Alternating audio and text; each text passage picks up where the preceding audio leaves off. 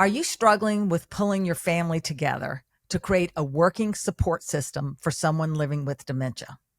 In this episode, Sue and I are talking to Dr. Barry Jacobs, who is both a clinical psychologist and a family therapist, about how to transform your family into an effective caregiving team. We're sharing 4 tips. Welcome. We're Sue Ryan and Nancy Treaster. This podcast brings our years of experience in a variety of family caregiving roles to prepare you to navigate your caregiving journey. We're sharing our personal experiences, not medical advice. And because it's our passion to support you on your journey, we believe no topic is off limits. Let's get started. For those of you who are following our Navigating Dementia Caregiving Roadmap, this podcast will be helpful particularly with Step 8. Step 8's title is Start Planning for the Next Stage of Care. And it's especially important when building your personal support network of family and friends. Barry, thank you so much for joining us today to talk about how to transform your family into an effective caregiving team. Today, we're focused on the dynamics between those surrounding our loved one who is living with dementia. Barry, when we read the book, the AARP Caregiver Answer Book, that was co-authored by you and your wife, also a psychologist, Julia Mayer, we realized you are someone we want to make sure we're bringing the messages forward with to have on our show, so listeners create the best possible environment to pull their families together. So Barry, welcome. Thank you so much, Sue. It's really my pleasure to be here. And I really appreciate your mentioning some of my professional experience and my co-authoring a book with my wonderful wife. But I also want to mention our personal caregiving experiences, because I think that they're, if anything, more important than our professional experiences. So early in life, when I was a teenager, my dad had brain cancer for a year before he died. And then later on, when I was in my 50s, my mother, we took care of my mother, who had vascular dementia, and my stepfather, who had Alzheimer's disease, for about 7 years before their deaths. But it was those personal experiences that really informed what I do as a professional every single day, and really have given me a much deeper understanding of what dementia caregivers go through. So part of what we're talking about today is, as you said, pulling families together to help them work effectively. And unfortunately, that's not always so easy, because as many of you know, family members don't always agree on just about anything. They may not agree on what's for dinner or what to watch on TV. And then when it comes to something as serious and really important as how to care for an older adult who's developing dementia, there's often disagreement and many challenges in helping pull folks together so that they're working as a coordinated team, moving in the same direction. Well, it's such a shame when family members can't agree, because it creates a tremendous amount of additional work and frustration and emotion. And all of this leads us up to tip 1, which is to create consensus.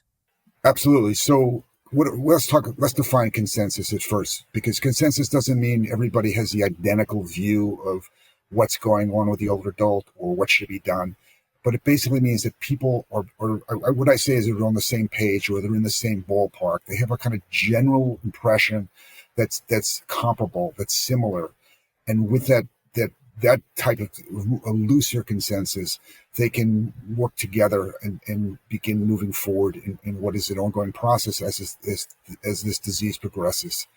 So one of the biggest challenges with creating consensus among family members early on in an older adult's journey with dementia is that there's a lot of uncertainty about the diagnosis. It's very difficult sometimes to discern what is normal age-related changes to cognition, and what are a more pronounced change, something that we would call dementia. And there is often disagreements among family members as to what's going on with an older adult, because they have very different perceptions of that older adult. Sometimes they've had very different experiences with that older adult, and consequently they can't agree that, on something as basic as, let's bring dad to the doctor and make sure he gets the evaluation that would help clarify for us what's going on. So this is especially true when the person who's living with the dad, say, or lives next door or across the street, who sees him every day and has a lot of experience, ongoing experience with some of the slips that dad's having. He doesn't remember things as well. He doesn't organize things as well. Things that used to come easier for him, he can't do as well now.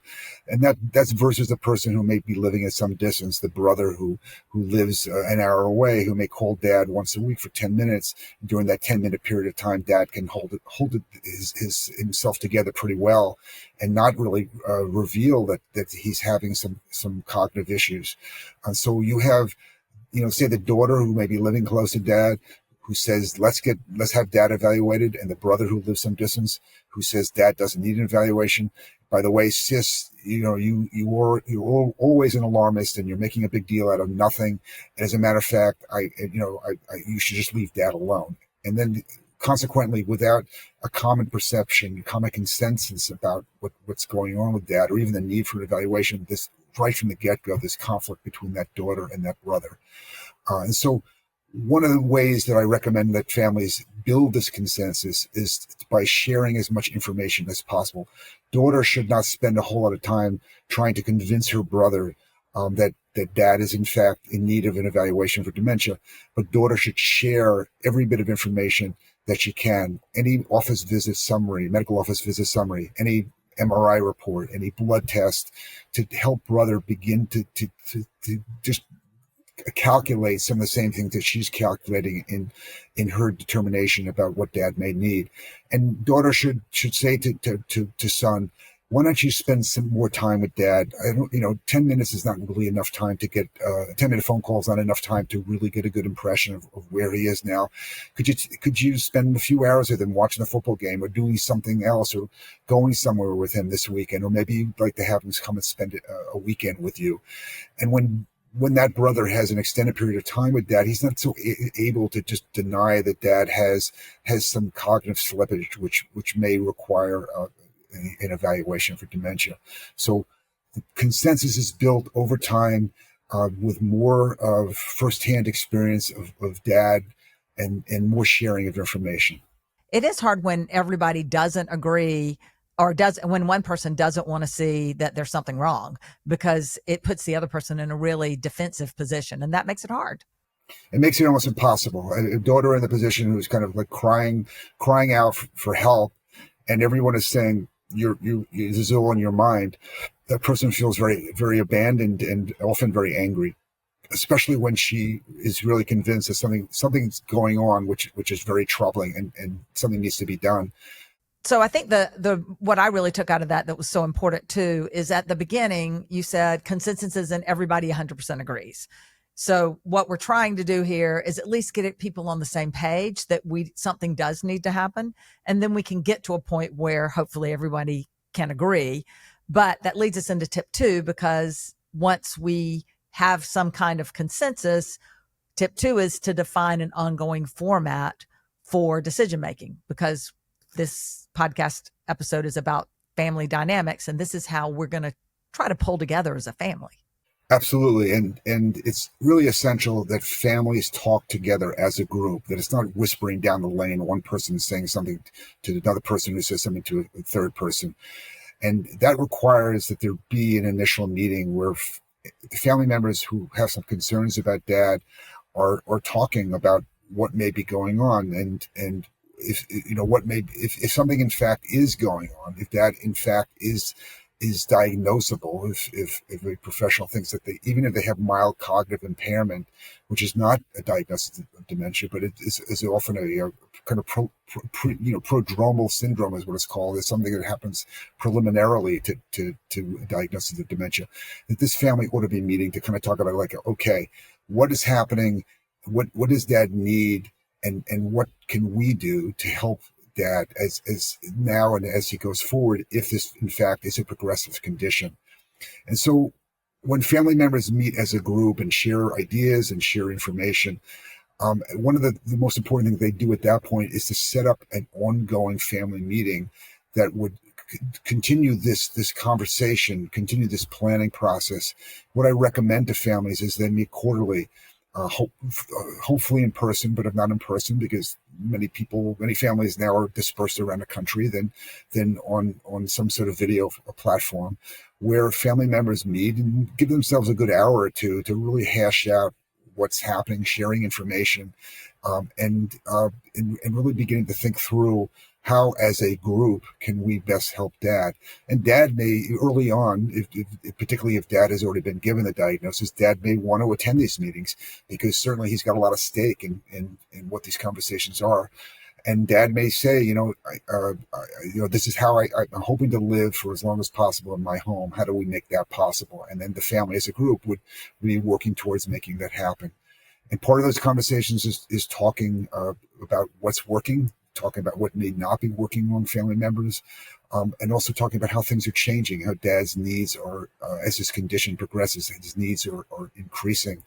And it really what it comes down to is as this group conversation goes on, there needs to also be some kind of indication from each person in the group conversation about what they are willing to do, what they're available to do, and what they're able to do.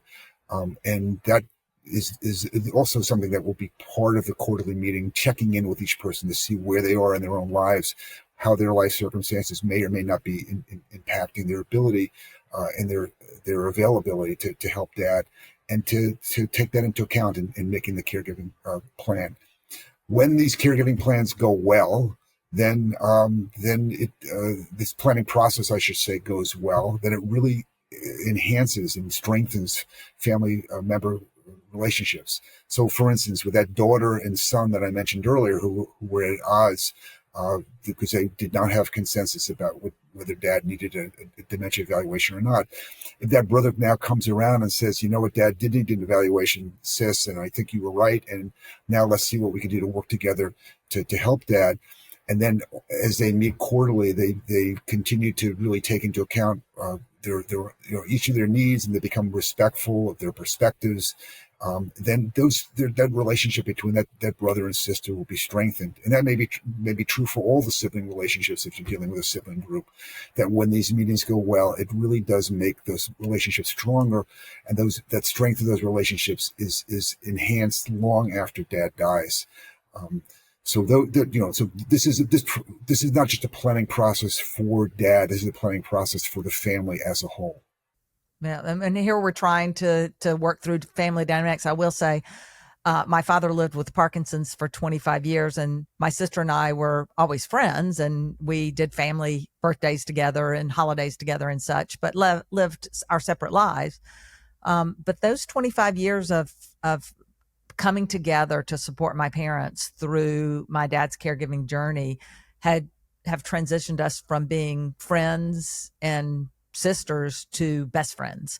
And it's amazing how much we realized we were alike. And we have so many things in common, and our decision making is so similar. But that caregiving, where we're talking every day or every other day towards those last 5 years or so, really did strengthen our relationship to just a point I never could have imagined.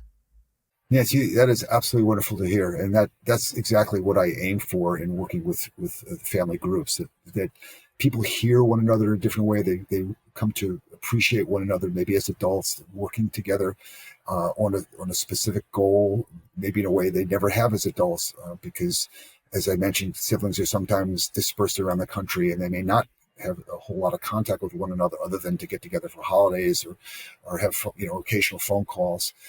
But working together on caring for a parent, this extremely important project that they all feel strongly about, through that collaboration, they really can improve their relationship, just as you and your sister have.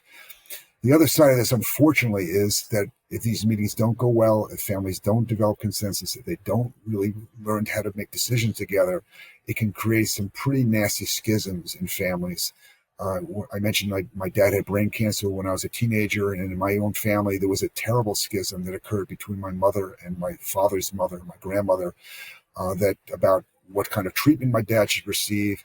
And they couldn't agree while he was alive. And then afterwards, they simply stopped talking to one another. That went on for about 20 years until my grandmother died. That was, it really made the pain of his loss much, much harder, because the family was basically cleaved in two after that. When my husband was diagnosed, his adult sons and he and I began having meetings to discuss the diagnosis, to do some planning while he was able to still participate. And we were able to learn his wishes. We were able to do the financial planning and have everybody in sync with what was going to happen, because they didn't live in the same state even that my husband and I did. And we continued to have those meetings even when he was no longer able to actively participate.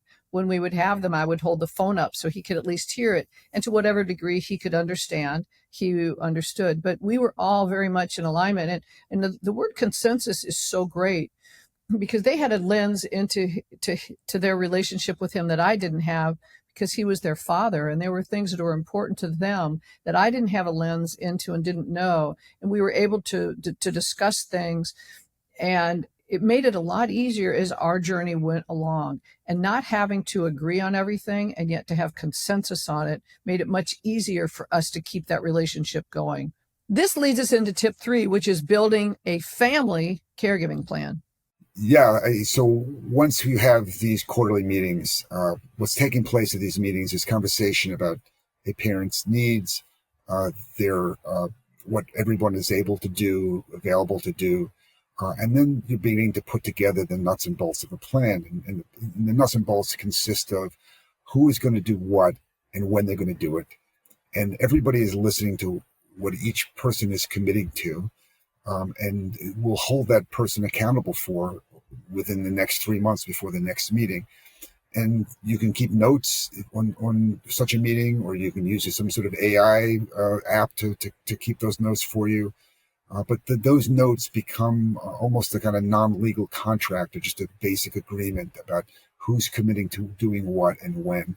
And when this goes well, the family caregiving plan becomes kind of a working and living document that's going to guide this family group for the next 3 months until it's going to get revised at the next family caregiving meeting, so that the plan is constantly in revision, being updated as the parent's condition progresses and as other family circumstances change. And the plan needs to reflect the current reality and also take into account what may be coming down the road. And we've hinted to this already, but tip 4, I think, is really critical as we sum up how to manage through the family dynamics. And that is how to plan to deal with conflict, because throughout all this, there's a lot of potential for conflict. And unfortunately, there is a lot of conflict in a lot of families.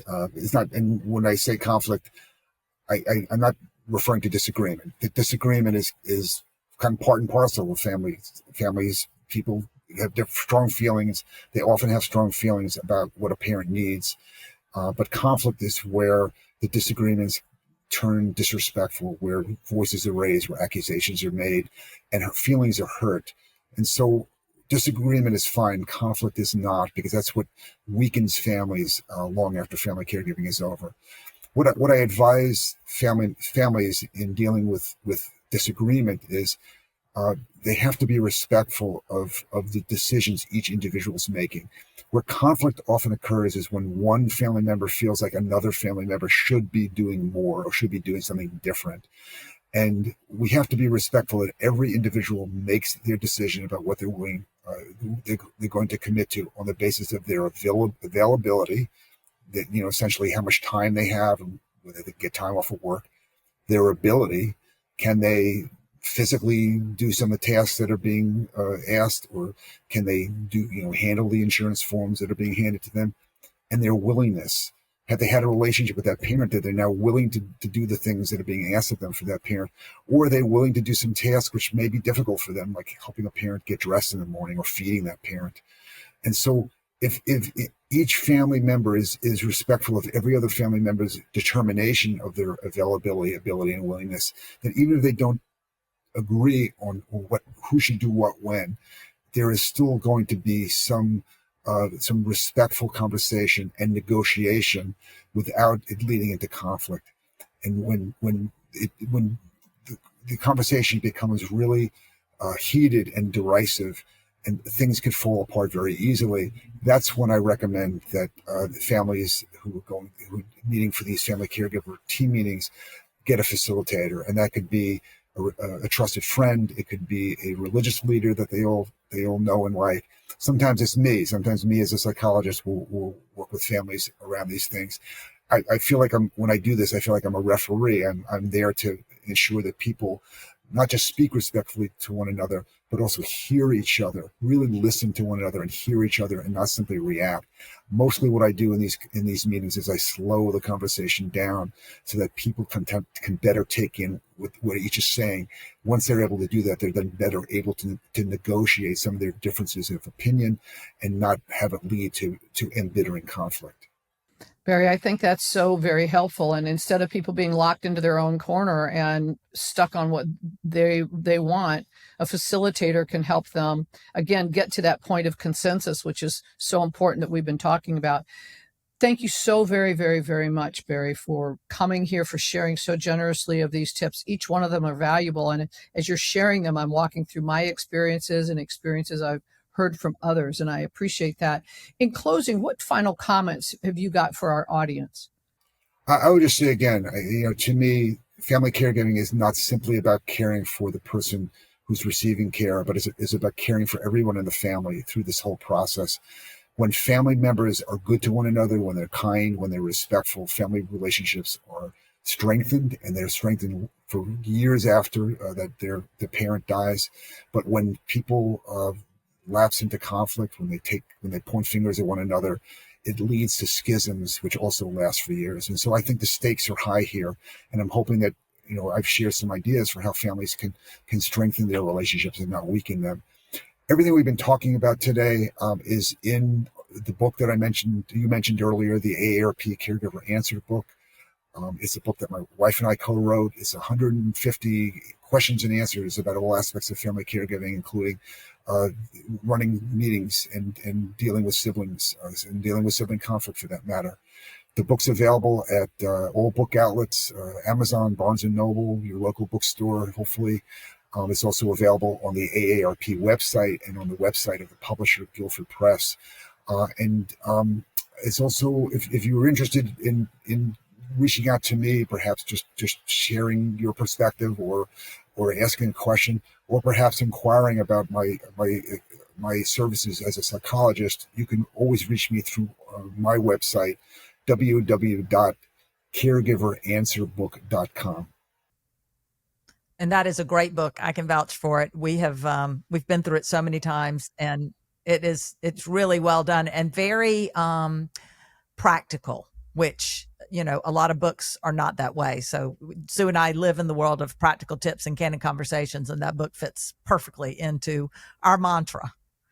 So thank you from me as well, Barry, for your time today and for helping us discuss tips to help manage family dynamics during dementia caregiving. This can be one of the hardest things to figure out. So hopefully this podcast will help.